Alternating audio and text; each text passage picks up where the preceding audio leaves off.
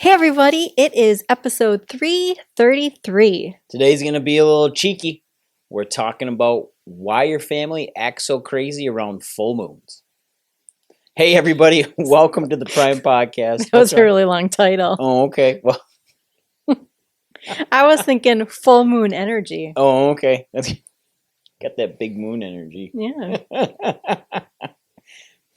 Hey everybody, it's episode 333. We are talking full moon energy.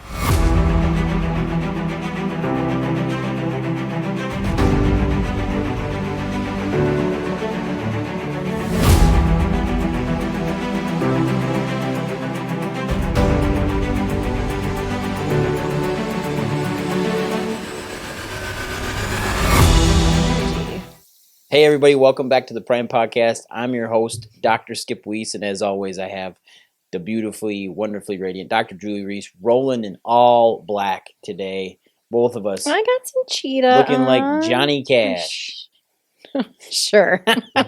He's got a lot of energy. He does. He's got that big moon energy. He's got. Perfect. Well, today we're talking about what it's like, why your family gets so crazy around full moons, what happens, what's with that big full moon energy that everybody deals with. Dr. Julie, let's roll right into this. Let's talk about full moons. I want you to just take off. Why does these families getting so much energy around full moons?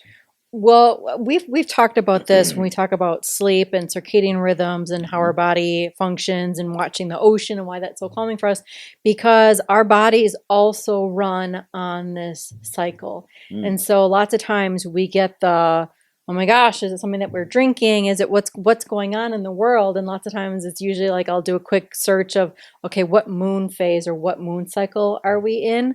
And lots of times that has a lot to do with the energy or the angst or the anxiety that some of us start to feel. And I think it's like about the second week of July. This is the next full moon Is here. it? Coming up. So we will, as this podcast is launching, as it's hitting, you may notice some people that you are close to that maybe they get amped up a little bit quicker than usual. Maybe they're a little bit more on edge, or the kids are just bouncing off the walls. That is why. So the moon is what kind of awakes things inside of us. And I think we're going to talk on what some of those things are today as well. There's a full moon every night in our house. Somebody's got a moon rolling. It's usually our son. It's been that way since he was little. But yeah, I was thinking that immediately too. Like when you this is Dr. Julie's topic. She brought it to me. And I was thinking right away you were going to want to go down the one route. But number two is this circadian rhythm type thing with our sleep. And, if you go back to hunter-gatherer societies before, we were here, your hunter-gatherer society completely evolved around a full moon, and night hunts took place. When there was more light at night, you could actually hunt at night. You could hunt better, so that made things more efficient than during the day. People were more active at night. A lot of your critters that you could eat are nocturnal. They sleep during the day, so they're moving at night. So naturally, your inborn, more primitive type brain is going to run around that full moon cycle and going to want to roll. And that's why when the full moon is out and you can see it, you're actually attracted to it. Like you want to stare at it, you want to look at it, howl at the moon. You're going to howl at it, howl and turn into a werewolf. But that's the whole thing, is that people became more and more active. And it's really essential, because how even the moon ties into the tide phases of the earth and how it pulls and moves the earth's water around. Like it's a big deal. And that's why your body is so attracted to it. And if you're actually in tune with your environment and you're not letting tons and tons of distraction and stress take place, you will find that your sleep patterns change around your full moon cycles. And I would say that your sleep pattern during a full moon is actually a little bit less, even though you're waking up more energized and refreshed than what it would have been before. And we find this, I mean, lots of times our families are coming in, and like this is where chiropractic definitely comes in. Like when the kiddos are dysregulated or when they are all over the place, that's why then, if they're on wellness schedule, we see them a little bit more frequently, just to make sure, again, as we know that naturally the body's going to get amped up, it's going to become a little bit more chaotic. Chiropractic then is going to allow that brain to be able to shut down for as the moon changes, because it's inevitable, it's going to keep, cycling through. That with chiropractic, we can allow the brain and the body to be able to ease into it, relax, go into it, well processing and be able to handle everything that is going to go on in the world, in the family, along with that moon cycle. Well, let's talk about itchy butts. Yeah, so itchy butts, big butt energy. So this is kind of like the second part of this. What we get so often is when people are like, okay, my kids, they're itching their butt, or they complain that they're extra itchy. Even adults are kind of like, my bowels seem off, like I seem like really bad brain fog. And it always seems like it cycles. It's not around my period when we're talking for women. It is like, it happens every month. Lots of times when we start to ask those questions, they're like, well, yeah, it does happen every month. And these are the things I'm feeling. I'm usually, okay, well, let's look at the moon cycle. Mm-hmm. And what we know is that, like, I'd like to think that 100% of us, that we all have parasites. I know that there's conflicting research. Some say absolutely not. Some say yes. Let's just cut it down the middle. I would say majority of us probably have some type of parasites. We drink water, we swim, we're outside, we have pets. Pets is a big one. If you've had a cat, dog, or like anything, yeah, there's a good chance you have some chickens parasites. Now. Like, so the chances are, and it doesn't mean that you're not living a healthy, clean lifestyle. It just comes with grazing practices, with having animals, that the introduction is there for you to be susceptible to getting these parasites. And lots of times that there's no issues with them. However, sometimes we can get an overgrowth of them, or some parasites are worse than others, right? Everybody's familiar with E. coli, but like even if you travel, right, we can pick something up. But what we know is that, just like we talked about circadian rhythms in our sleep cycles and the waves, these parasites become more active as the moon phase comes closer to that full moon. And typically on that full moon, that is when they are alive and they're alert, they're laying their eggs.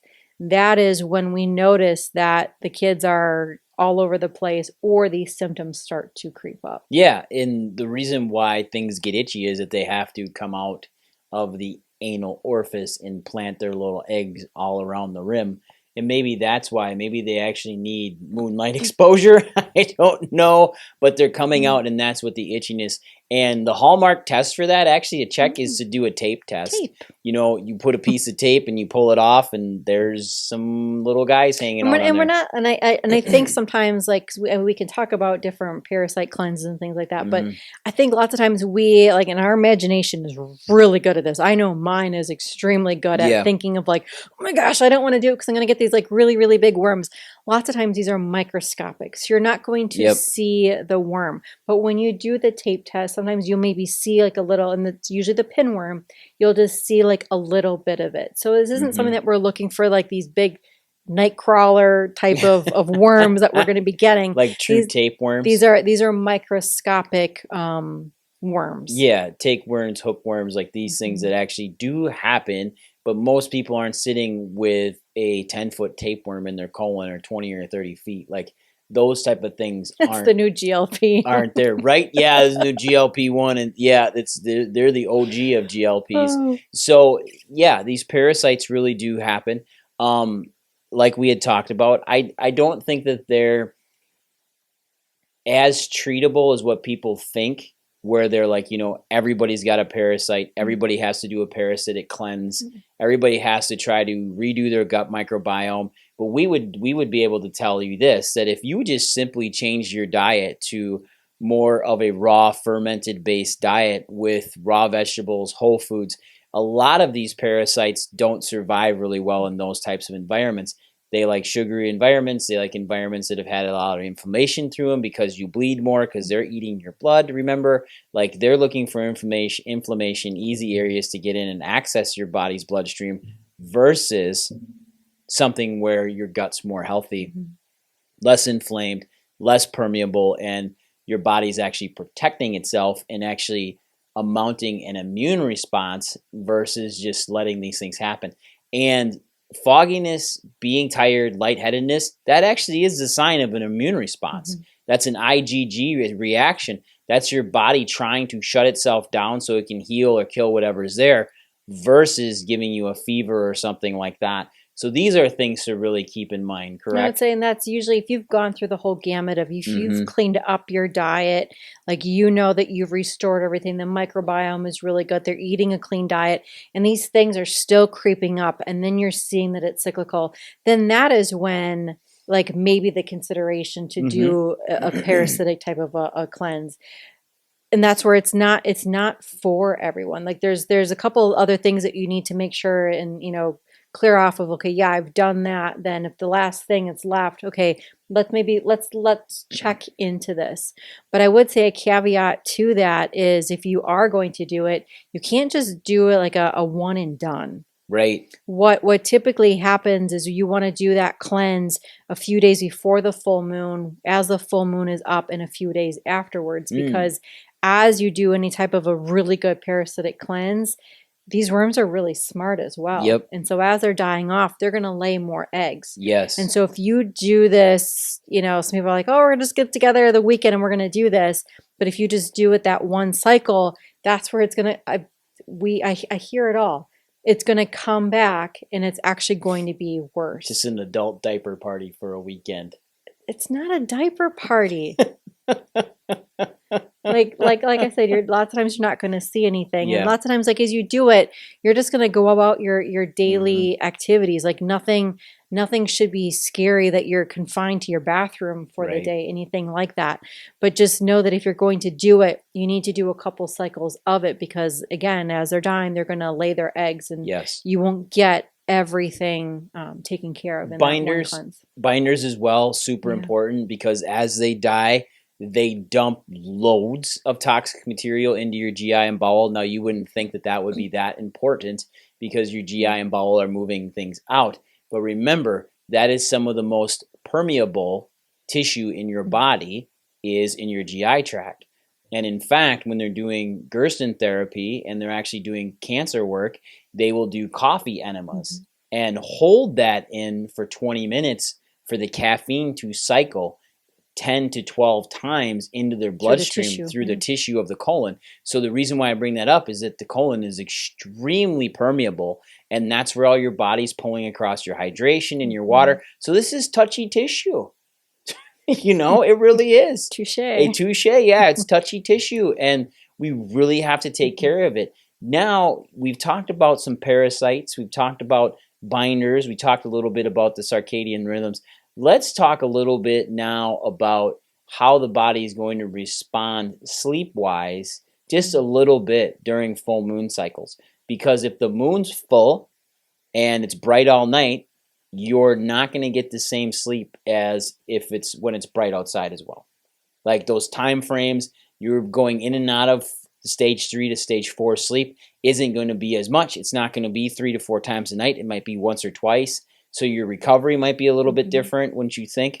You're good, and this is where as you say that, I'm like, oh yeah, that's why I like the wolf, like the howl at the moon. You'll notice like your kids are probably howling at the moon Become more primitive because their sleep centers are going to be shortened, right? Those windows are going to be shortened. That's the tendency of them to be wide awake, at certain times. Or you'll notice, I think lots of times parents will come in and say, like, I think they're in a sleep regression. And it's usually like, and it's not woo-woo. It's like, sometimes it comes up like, okay, what's the moon cycle? Like we're, talking craziness, but there's so much tied to the cycle that we go through. And so that's where the kids will be a little bit more alert that week. So like if you're planning trips or like keep that in mind as you're doing activities and when you're planning things to know, okay, if this is the week of a full moon, chances are my kid might be a little bit more crabby or owly, or maybe we can't do as many things as we had wanted to. Everybody gets a little bit crazy during a full moon.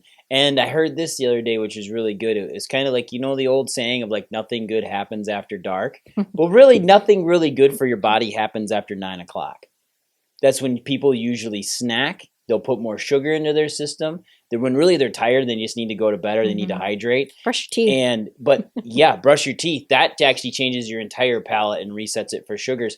But I find that that's the same type of situation with full moons is your hunger patterns and these things that just drive your body seem to change more. And if parasites, like we had talked about before, are starting to run amok, your sugar cravings will go up during this time too. Also, we'll see hormonal changes in men and women as well. And we may actually see the libido increase during this time. You might see it decrease. And in fact, when we've had women track their cycles, we see that their cycle is running with the moon phase, which is really fascinating. Well, you're talking about women's cycles now, and it's typically like And it's if you're usually pregnant, an ovulation cycle. Ovulation cycle, and if you're pregnant and your due date is around a full moon, chances are that is when the majority of babies are born, is on that full moon as well. Yeah, it happens all the time. That's when the OB wards are usually the fullest is during a full moon. The loudest. The loudest. The nurses are always prepped like it's a full moon, and ERs go crazy too, because that's when people that are really sick, that have a lot of parasites, that don't know how to handle things, get acted up, and then they're acting up, and because it's bright outside, they're outside, and the cops are busy. Things it's just like go Halloween. crazy. It's like Halloween. Except every 12 months a year. Except 12. And then there's always that thought too with the moon cycle, like what if you have a double full moon in a month? So like a blue moon, for example, that's that second moon. October's notorious for having blue moons. A lot of people will go into this and will call it, if they have a red moon, it's a blood moon. And then they think that all these crazy spirits come out when really it's just, it's a pass between the earth and the sun. Okay. And then we also have what they call a strawberry moon, which is a harvest moon, which is really, really big. These giant, giant moons that get closer to the earth. I just think that this is fascinating. I think it's fantastic. Do you have any parting words for our guests today on this moon, this cheeky talk? Because everybody's thinking about it. Nobody brings it up. Well, and that's where I think if you've tried all of the things and you notice that something is cyclical, you're like, I'm just pretty healthy, but maybe this is new, uncharted territory for you. Give us a call, click the link below, get some more information. We'd love to help. But just keep it in mind and, be a little gentle, right? Understand that there may be some chaos going along in the world, along within your family, and just keep an eye out for them, because if they're, itching places and maybe they just need a little bit of help. They're being a little ungentle around a gentle area. We need to increase our gentleness. With that being said, you guys have a great week. I hope you enjoyed this one. And if this keyed any of those thought processes on parasites, nothing wrong with looking into it. Take care, everybody. Have a great week. Bye.